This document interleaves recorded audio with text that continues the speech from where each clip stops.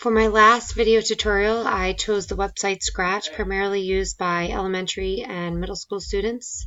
Below you can see I've included the ISTE standards that I felt were applicable to this website, where students can build knowledge, explore issues and problems, develop ideas, and also students can use technology to seek feedback and inform their practice and demonstrate how they are learning in a variety of ways. All right, so Scratch is an online community that people can create and share interactive stories, games, and animations. You can see here I'm already signed in, but it's fairly easy to create a username.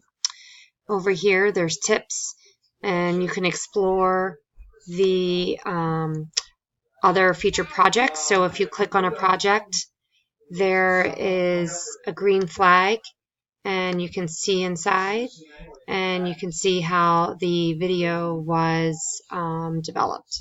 So if we go back here and we go to create, you will see there is a blank template, and this cat looking character is known as a sprite.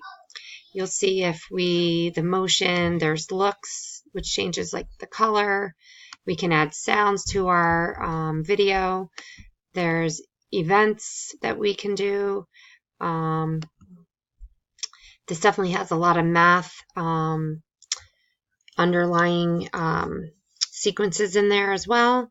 So if we just drag our directions over to this blank template, you will see we can set our project or our steps to see how we want this sprite to be moved.